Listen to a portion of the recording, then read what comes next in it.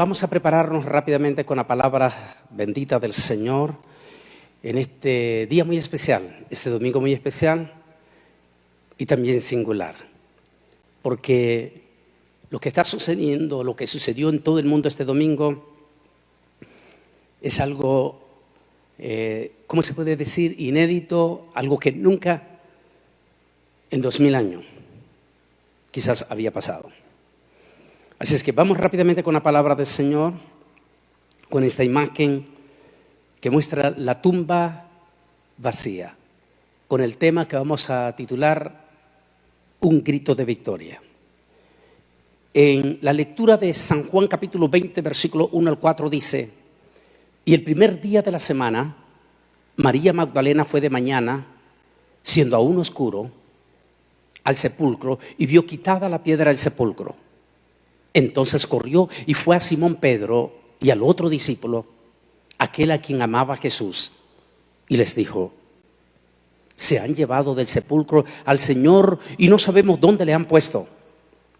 Salieron Pedro y el otro discípulo y fueron al sepulcro. Y corrían los dos juntos, pero el otro discípulo corrió más aprisa que Pedro y llegó primero al sepulcro. Dios bendiga su santa y bendita palabra. La tumba vacía. El año pasado, apenas en octubre del año pasado, estuvimos en esta tumba, ahí en esta imagen que usted está viendo. Esa tumba vacía que simboliza el triunfo, la victoria. El personaje que la tumba no lo pudo retener. Ese personaje extraordinario fue el judío más famoso que jamás nunca ha existido ni va a existir otro judío más famoso que él. Su nacimiento fue eminentemente sencillo, humilde. Nació en un pueblito sumamente pequeño llamado Belén de Judea. Ni siquiera tuvo el privilegiazo de nacer por lo menos con una asistencia de una partera y mucho menos de una enfermera. Así que su nacimiento fue en la forma más sencilla y más humilde. En sus primeros años de niñez le tocó vivir como un niño peregrino, inmigrante o refugiado, como usted le quiera decir. Se cree que fueron sus primeros 5 años. Fue a vivir a un país extranjero donde no querían a los judíos. Allí vivió con sus padres, con su mamá y su padre adoptivo José. Hasta los 5 años, que es cuando murió Herodes el Grande, el que procuraba su muerte. Regresó a vivir a un pueblito llamado Nazaret, en las regiones de Galilea. Allí estuvo hasta los 13 años siendo educado en la ley judía, en la Torá. Y a los 13 años menos un día, bajó con sus padres a Jerusalén para hacer la Bar Mitzvah. Allí, en Jerusalén, teniendo solamente 13 años menos un día, se confrontó se codió con los grandes religiosos, con los maestros o los doctores en teología de aquel entonces. Aquellos líderes religiosos quedaron impactados de la sabiduría de aquel niño de solo 13 años, pero no pudieron detectar de quién se trataba. Luego regresó a vivir con sus padres, donde según la creencia aprendió el oficio de su padre carpintero. Por eso le dicen el humilde carpintero. Posiblemente su padre adoptivo José murió, quedando él como el mayor de todos sus hermanos y sus hermanas, que dice la Biblia. Por lo tanto, él tuvo que hacerse cargo en ese momento de su familia y de su madre, posiblemente ya anciana también. Como buen judío asistía constantemente a la sinagoga y era miembro del Menion, es decir, de los 10 que tenían participación en la sinagoga. Es por eso que él tenía privilegio. Y un día, cuando se cree que aproximadamente tenía 30 años, era posiblemente un Rosh Hashanah, un año nuevo. Es el día en que todo el pueblo, en aquel entonces la comunidad de Nazaret, tal vez unas 500 personas, el pueblo, todos estaban en la sinagoga. Y a Yeshua, el hijo de José el carpintero, se le dio el libro para que leyese y tuviera la disertación ese día de Rosh Hashanah. Ahí Yeshua, a quien se le conoció popularmente Yeshua Nazareno, tomó el rollo del profeta Isaías y comenzó a decir: el Espíritu de Yahweh está sobre mí, por cuanto me ha enviado Yahweh. Y comienza a decir las 7 cualidades del Espíritu Santo. Al finalizar, es por primera vez donde oficialmente, según toda la historia que tenemos en los evangelios, donde oficialmente él se declara el Mesías de Israel. Y así comienza su extraordinaria y corta vida pública. Fue aproximadamente 3 años y medio. En esos 3 años y medio hizo milagros que ningún personaje en la historia los ha podido repetir. Resucitó al hijo de la viuda, caminó sobre las aguas, reprendió las tormentas, dio de comer a 5,000 hombres, sin contar mujeres y niños, con solo 5 panes y 2 peces. Dio vista a los ciegos, hizo hablar a los sordos mudos, liberó a los endemoniados, resucitó personas hasta con 4 días de muerto, como el caso de Lázaro. Finalmente, a ese personaje extraordinario, ese personaje que nunca levantó una espada, sin embargo, 2000 años después, miles de soldados generales, hasta los más humildes soldados, han caído de rodillas delante de él. Se dice que nunca se le vio cantar, pero hoy en día se han compuesto millones de alabanzas hacia él. Los mejores y los más connotados cantantes de todas las épocas le han rendido homenaje a este judío. Tal vez los más renombrados de la Edad Media, como Federico Händel, que popularizó una de las más extraordinarias canciones que se tocan hoy en día en las mejores orquestas de teatro, el tema del Mesías o el Aleluya. Se dice que nunca se le vio reír, pero que sí siempre se le miraba llorando. Se dice que siempre que estaba hablando, estaba regañando, pero cuando terminaba de hablar, se le miraba llorando. Se dice que tenía la mirada de un rayo de luz y que cuando alguien lo quedaba viendo fijamente a los ojos, necesariamente sentía el deseo profundo de amarlo. Él fue llevado a la gran Pascua judía, a esa Pascua que tenía un profundo significado escatológico, porque todos los grandes profetas habían hablado de ese gran acontecimiento, incluyendo el propio Moisés. Pero tal vez el más profundo de todos ellos, quien habló de una forma impresionante, porque ningún judío, ni siquiera rabino, incluyendo rabinos amigos que están viendo en este momento, ni siquiera ellos pueden dar una explicación contundente de la profecía de Isaías 52-53.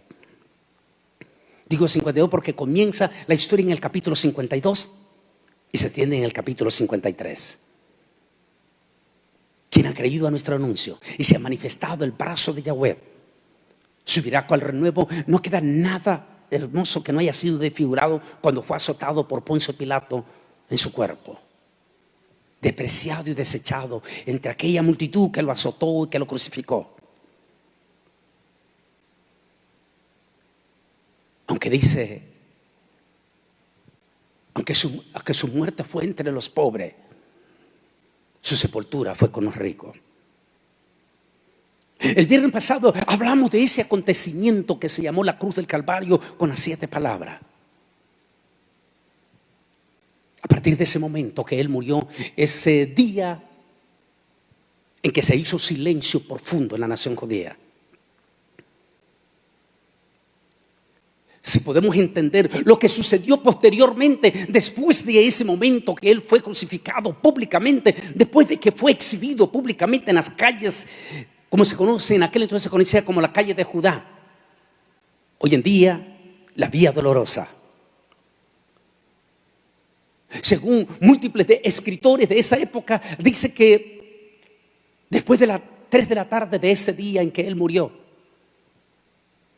y que Jerusalén fue estremecida por un terremoto a esa hora de las 3 de la tarde, toda la ciudad de Jerusalén se habían dado cuenta que habían cometido un error y que se le había quitado la vida a un judío inocente. Es por eso que dice que los siguientes días fueron días de profundo silencio. En algunas cosas, como una comunidad avergonzada por lo que había pasado. Estaban todos encerrados en su casa, incluyendo los seguidores de Jesús, que estaban aterrados, asustados, dentro de sus propias casas. En el caso de los discípulos, en un lugar llamado el aposento alto. Pero todo va a cambiar. Aunque a veces los temas escatológicos no tenemos la capacidad, la inmensa mayoría del ser humano, de poder detectar el momento preciso, los tiempos precisos. Porque el ser humano somos completamente, profundamente limitados y a veces un poco prejuiciosos. Es por eso que a veces, por la soberbia y por muchos aspectos religiosos, a veces no podemos detectar los momentos proféticos. Ni nos podemos dar cuenta hasta que suceden. Los mismos discípulos en aquel momento de angustia, de soledad, de desesperación y de lo que habían visto que le habían hecho a Jesús, no solamente estaban aterrados, asustados, encerrados, sino que ellos mismos no se acordaban de las múltiples de veces que cuando Jesús estaba en vida les dijo que era necesario que Él muriera muerte de cruz y que al tercer día Él resucitaría. Pero ninguno de ellos o no se recordaban de esa profecía, o sencillamente tenían dudas que eso sucediera.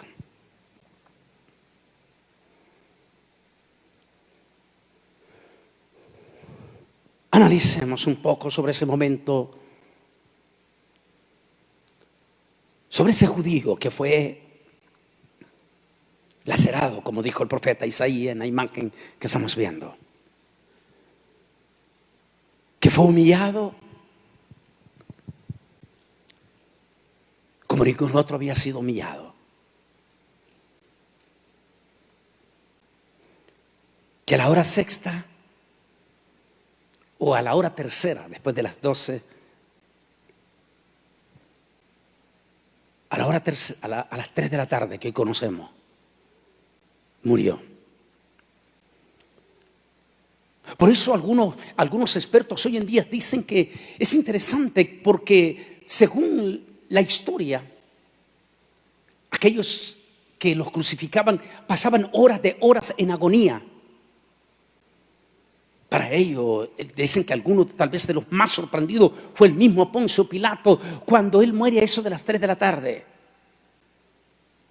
Y un prominente judío, todos, porque Jerusalén en aquel entonces era pequeñita, un prominente judío llamado José de Arimatea, quien era miembro del Sanedrín de los 70 encopetados, interrumpió en la mansión de Poncio Pilato, el procurador, para pedirle un extraño permiso. Los expertos dicen que Poncio Pilato se quedó perplejo y confuso porque no era normal. Generalmente a los condenados los dejaban allí públicamente. Pero en esta ocasión, un prominente judío rico, poderoso religioso, estaba tocando la puerta de Poncio Pilato para pedirle un solo permiso. El permiso era que le permitiera bajar el cuerpo de Yeshua Nazareno para recibir una digna sepultura. Poncio Pilato, posiblemente perplejo, confundido, porque no era normal ese acontecimiento, y mucho menos cuando el mismo Sanedrín había sido el que había hecho todo lo posible para que Jesús fuera crucificado. Ahora, uno de estos mismos del Sanedrín era quien estaba pidiendo su cuerpo. Así que Pilato no se negó y le dio el permiso.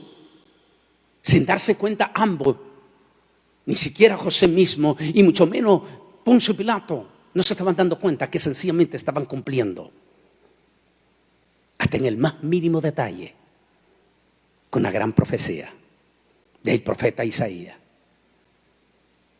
Aunque con los pobres fue el momento de su agonía, su muerte, su sepultura será con los ricos. Aquel José prominente, hombre rico de Jerusalén y miembro del grupo de los 70, junto con otro amigo prominente llamado Nicodemo, fueron posiblemente con sus discípulos y posiblemente con ayuda de algunos soldados romanos que también estaban conmovidos. Hay historias profundas que se encuentran. Posiblemente una de ellas es la del famoso centurión, ese hombre que más tarde en el libro de los Hechos se le conoce como Cornelio. Posiblemente también estaba ahí, perplejo. Posiblemente todos ellos, al ver la orden de Pilato, corrieron y bajaron el cuerpo de Yeshua Nazareno. Lo envolvieron en un sudario. Y apresuradamente, porque comenzaba el día que se conoce en la comunidad judía como el Shabbatón, es decir, Shabbat de Shabbat, cuando cae el Shabbat en época de la Pascua. Como comenzaba el gran Shabbatón o Shabbat de Shabbat, entonces de inmediato estaban apurados antes que cayese ese gran día de reposo. Y fueron y sepultaron a Jesús muy cerca del monte de la Calavera. Quiero ver si tengo aquí. Tenía una imagen aquí del monte de la Calavera. Allí en ese lugar del monte de la Calavera lo pusieron en un sepulcro. Era un sepulcro virgen. Era un sepulcro propiedad de uno de los rabinos, José de Arimatea. Y allí fue sepultado. Y comenzaron los días de silencio. Ese silencio profundo. Esa encerrona. Donde ni los niños judíos salieron de sus casas. ¿No se le parece inédito que 2000 años después, y precisamente en una semana de la Pascua, la historia se esté repitiendo? Y que esta Pascua la hemos pasado casi en su totalidad, el planeta Tierra y sobre todo la cristiandad. Pero no solamente la cristiandad, también el pueblo judío. Porque no olvide que ambos son pueblos que aparecen en la Biblia. Una vez, en una de esas múltiples de visitas que hacía en 1996, viviendo allí en el barrio Meacharim, en Jerusalén, y que múltiples de veces en Shabbat me tocaba ir caminando con amigos de ahí, del barrio Meacharim, hasta el Muro de los Lamentos para orar. Y allí respondía a estos ortodoxos en su forma típica de su hebreo, típico, único de ellos. Allí con ellos siempre venían aquellas múltiples de preguntas de ellos. Una vez uno de estos rabinos me dijo: Antonio, ¿cómo es que mientras que la Biblia habla el Shema Israel, un solo Dios, un solo pueblo, ustedes hablan de dos pueblos?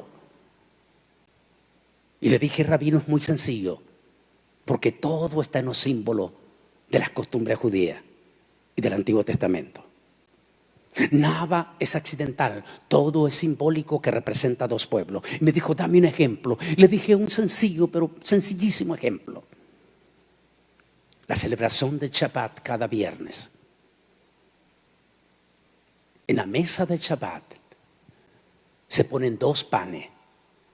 Usted como rabino sabe que el pan representa al pueblo. Y me dijo: sí.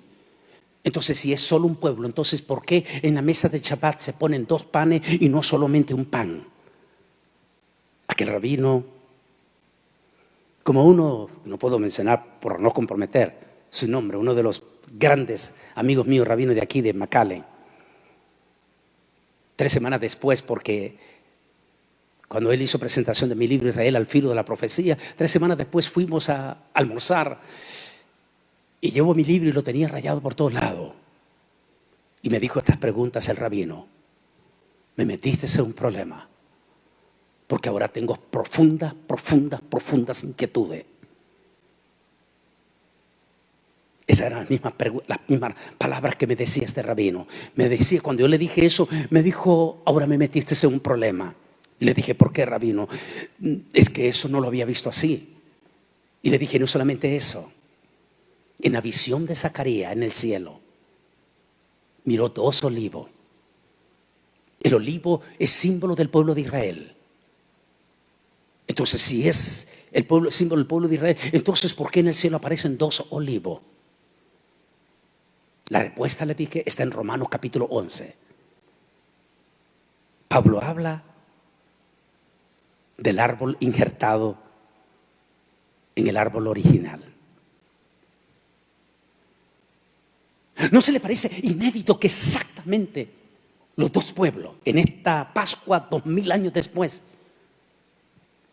nos haya tocado estar viviendo exactamente en una encerrona, como sucedió exactamente hace 2000 años? El primer día de la semana, esta imagen preciosa que nos va a recordar esos pasajes que los mismos discípulos no lo entendieron. Como posiblemente hay múltiples pasajes escatológicos en este momento que la misma iglesia no entiende de lo que estamos pasando. Y que inclusive, si el Señor ha venido el próximo domingo, quiero compartir con ustedes un tema profundo, pero profundo, que se llama: ¿y si esto fuera la marca de la bestia? Porque hay múltiples de cosas que la misma iglesia, los mismos predicadores en este momento están teniendo sus enormes divergencias en las redes sociales, porque ellos mismos no entienden. Múltiples de veces no se entiende hasta el momento que suceda. Allí estaban los discípulos encerrados en el aposento alto, sin entender todavía la gran profecía, que aún apenas, qué sé yo, 2, 3 días antes de morir, allí en la cena que lo invitó en la casa de Lázaro, allí mismo le estaba diciendo: déjalo, ella está preparando mi sepultura. Y allí mismo le volvió a recordar que él moriría y que al tercer día él se levantaría. Pero no entendían los discípulos. Sigamos leyendo este pasaje. Juan capítulo 25 al 10 dice: y asomándose vio los lienzos puestos allí, pero no entró. Y luego Simón Pedro tras él entró en el sepulcro y vio los lienzos puestos allí, y el sudario que había estado sobre la cabeza de Jesús, no puesto con los lienzos, sino enrollado en un lugar aparte. Entró entonces también el otro discípulo que había venido primero al sepulcro y vio y lo creyó, pues aún no habían entendido. Mire bien lo que dice: pues aún no habían entendido la escritura, que era necesario que él resucitase de entre los muertos. Se volvieron aquellos discípulos impactados, conmovidos,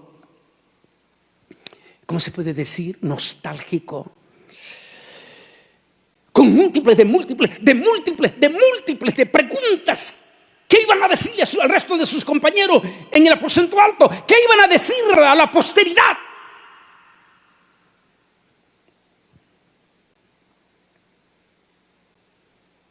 Como las múltiples de preguntas que se hacen hoy en día en cuanto a su retorno y al arrebatamiento de la iglesia.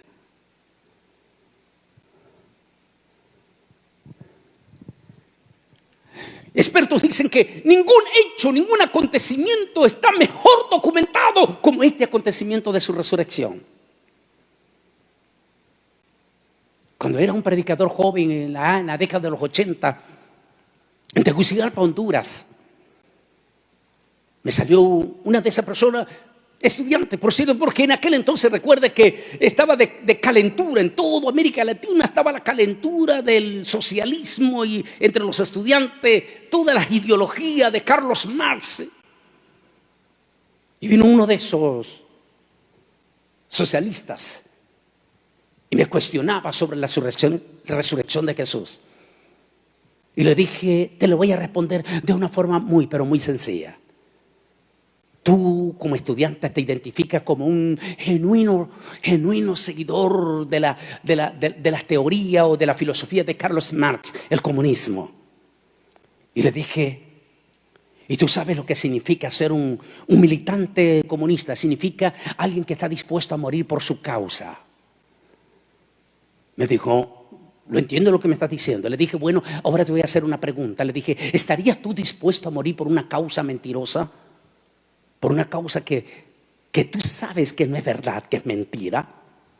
¿Estarías dispuesto a dar tu vida por esa causa? Y él me dijo, jamás. Le dije, ahí está el detalle. Todos los seguidores de Jesús, todititito sus discípulos, excepto Juan, que fue desterrado a la isla de Pascua a sus 96 años. El resto de sus compañeros y todo el resto de sus discípulos murieron en el martirio. Algunos devorados por los leones, otros quemados, otros ejecutados, otros decapitados como el apóstol San Pablo. Y todos ellos murieron gritando que Jesús había resucitado. ¿Tú crees que ellos estarían dispuestos a haber muerto? Muerte, ejecución, por una causa que no era verdad. Y aquel muchacho estudiante universitario me dijo, nunca lo había visto desde ese punto de vista. La resurrección de Jesús está debidamente, profundamente documentada en todos los aspectos. Desde el propio profeta Isaías, quien había dicho ciertamente, Él llevó nuestras enfermedades y sufrió nuestros dolores. Y nosotros estuvimos por azotado, como herido y afligido por Dios, mas Él fue herido por nuestra rebelión y molido por nuestros pecados para darnos la paz. Cayó sobre Él el castigo y por su llaga nosotros fuimos curados. Era necesario esa muerte que ya lo hemos hablado. Y que al tercer día se levantase de entre los muertos.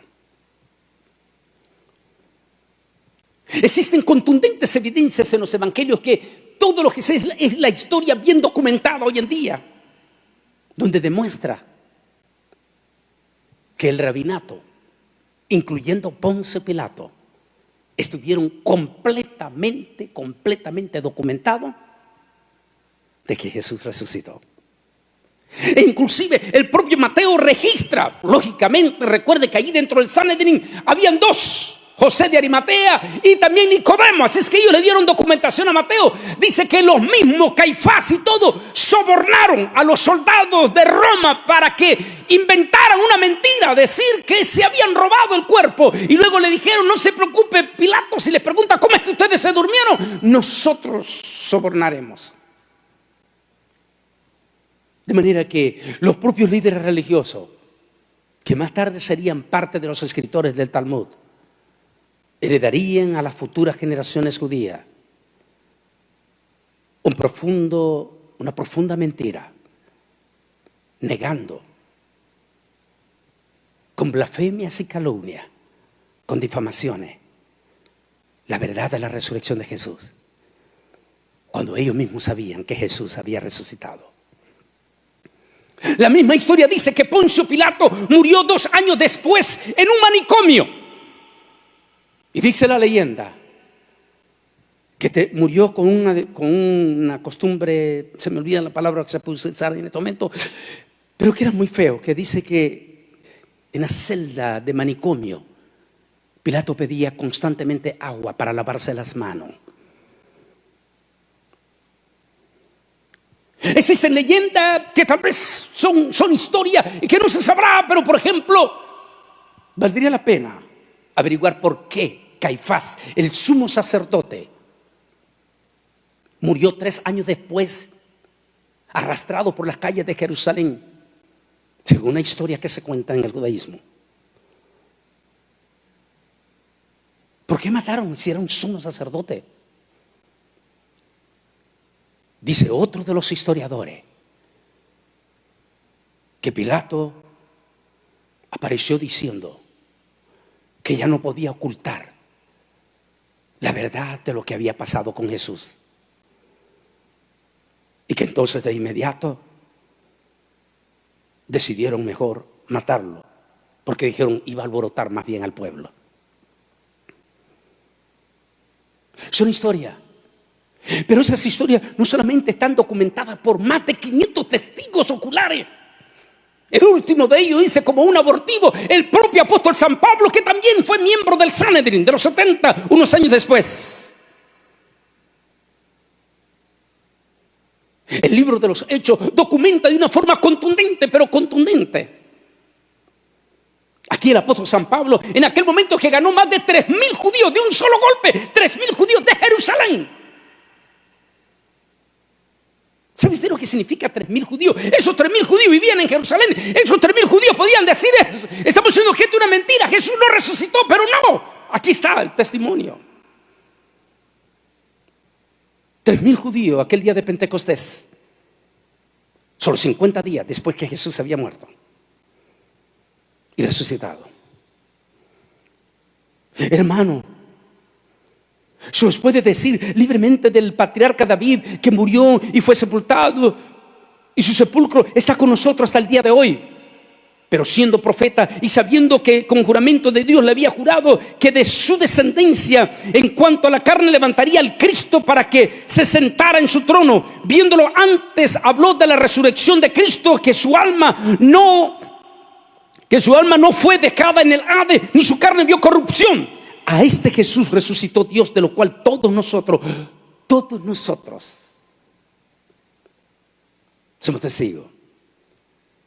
No sabemos, lo único que sabemos es que aquella mañana, 9 de la mañana, aceptaron aproximadamente 3.000 judíos. Así es que supongamos que habían 4.000 judíos de Jerusalén, entre ellos religiosos como Bernabé, que era sacerdote levita. Estaba fresco, eran 50 días. Y ahí Pedro, el apóstol Pedro, está diciendo públicamente que Jesús resucitó. Y dice que 3.000 almas, 3.000 judíos entregaron su corazón ese día. Su testimonio de su resurrección fue debidamente documentado en todos los aspectos, hasta los 12 extraños discípulos alejados un poco del camino de Maús, hasta uno de los más célebres escritores de la época del 70 después de Cristo, el famosísimo Flavio Josefo. Por ese tiempo vivió un hombre sabio llamado Yeshua, y su conducta era buena y era sabido que era virtuoso. Muchos de entre los judíos y de las otras naciones se hicieron discípulos suyos. Pilatos lo condenó a ser crucificado y a morir. Pero los que habían venido a ser sus discípulos no abandonaron el discipulado e informaron que se les había aparecido 3 días después de su crucifixión y que estaba vivo. Por ello quizás fue el Mesías acerca de quien los profetas han dicho maravilla. Y la tribu de los cristianos, así llamado por él, no ha desaparecido hoy en día. Decía Flavio Josefo, los escritos esenciales. Mi querido hermanos y amigos, el grito más grande de victoria se dio al rayar el alba de ese tercer día después de su muerte. Ese tercer día se dio un grito que floreció el rostro de aquellos entristecidos discípulos, que volvió la esperanza a aquellos entristecidos discípulos, que el llanto y la tristeza se volvió gozo, que a partir de aquel momento aquellos discípulos no solamente nadie les robaría el gozo, sino que estuvieron dispuestos, y así lo hicieron, dieron su propia vida. Ni la muerte siquiera le pudo quitar esa felicidad del triunfo de la tumba vacía.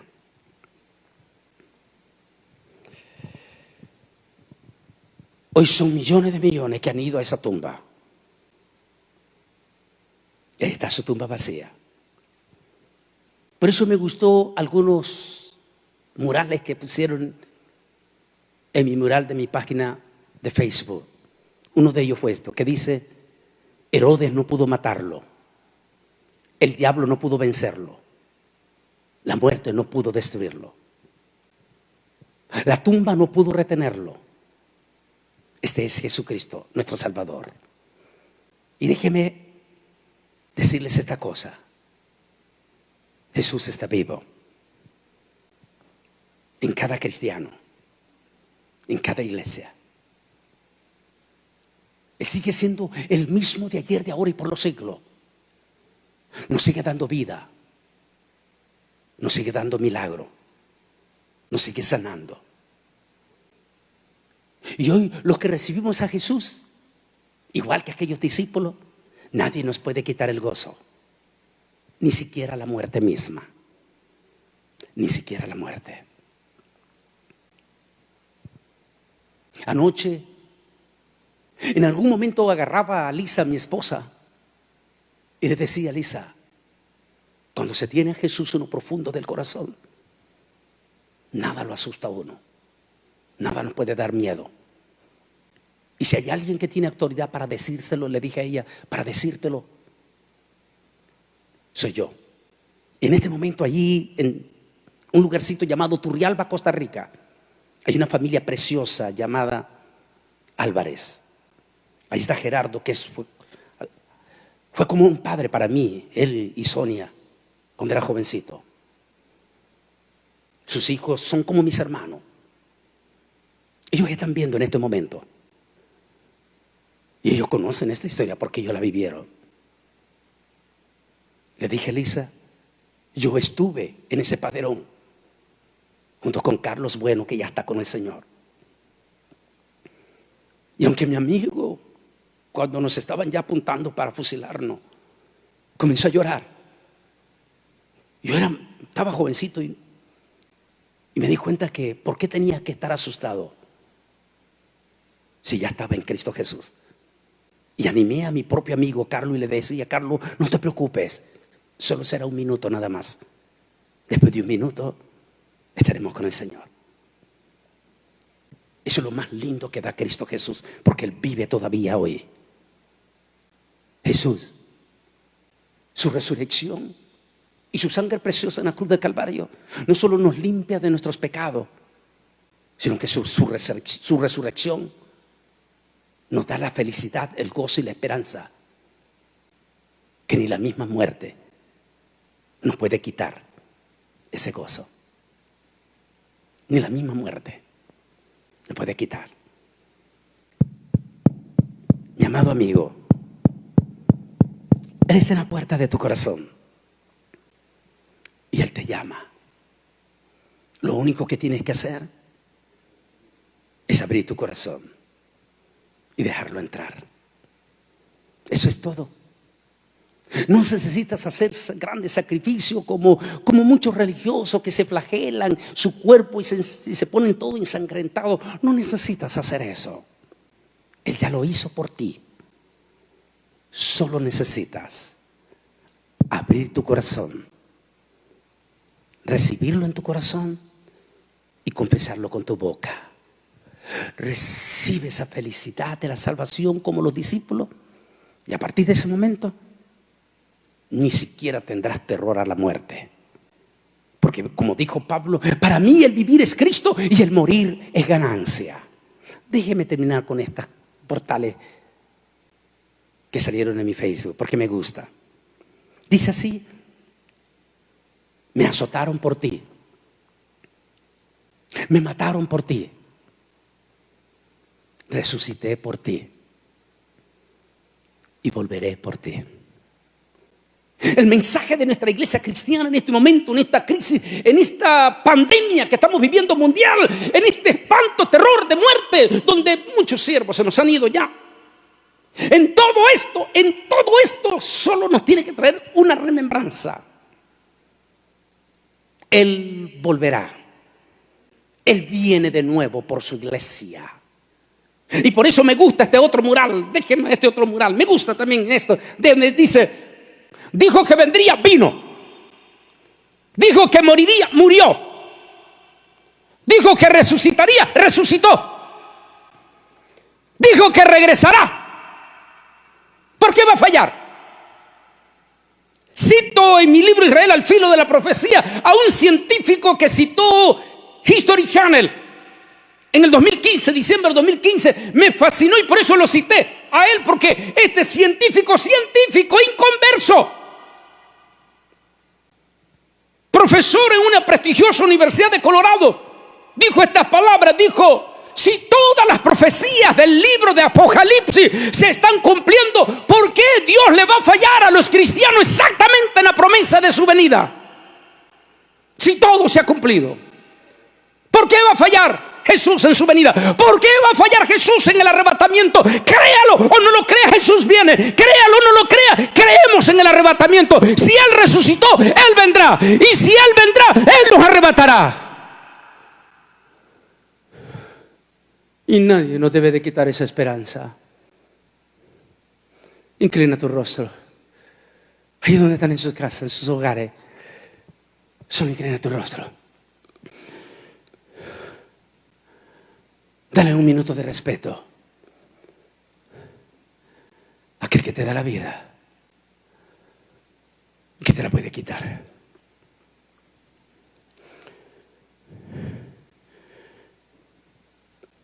A ver, usted, mi amigo, que estás ahí en el hogar, tal vez tu hijo o tu hija son cristianos porque han confesado a Jesús, pero tal vez tú has endurecido tu corazón por tu religiosidad. Bájate un poco de la religiosidad y humíllate como un niño. Y dile a Jesús: gracias por haber venido, por haber vivido, por haber tenido muerte de cruz y por haber resucitado. Y dígale: quiero que entres a mi corazón. Repítelo, dígalo. Tal vez eres el papá de tus hijos allí cristianos. Tal vez eres la mamá de tus hijos allí cristianos.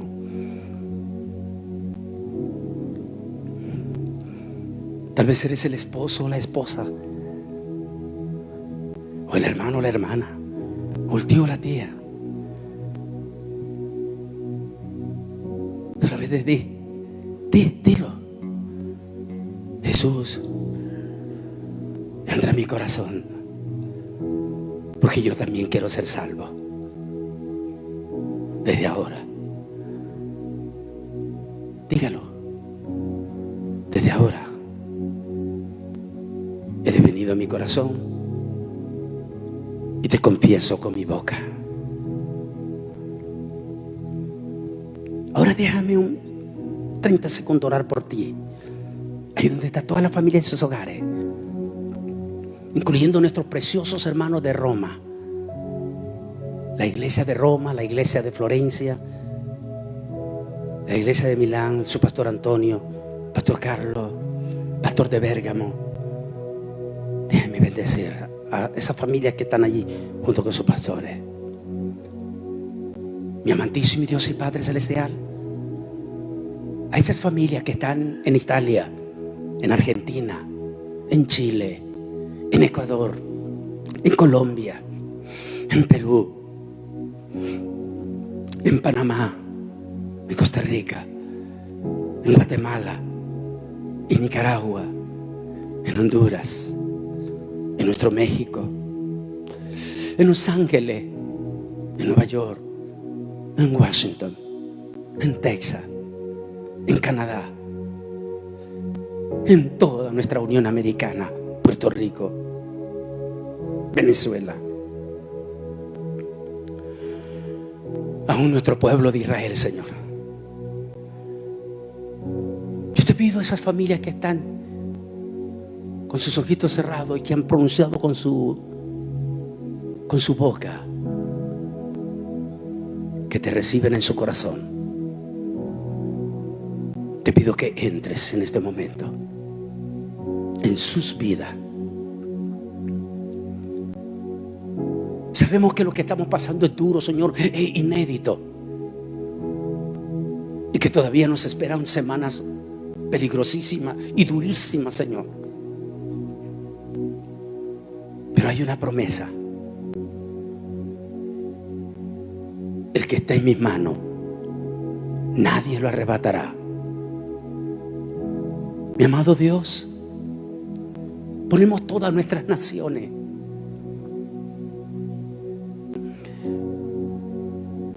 y ponemos a aquellos que ponen su corazón delante de usted, junto con sus familias y sus niños, Señor, para que sean protegidos de esta pandemia y que no toque sus hogares. Mi Padre, que si el arrebatamiento no sucede en este periodo y la iglesia llega a tener el privilegio de regresar a sus templos físicos, que regresen profundamente entusiasmados, renovados y avivados, Señor. En el santo, bendito nombre que es sobre todo nombre, te lo pedimos. En el nombre de Jesús, Yeshua Nazareno. Amén.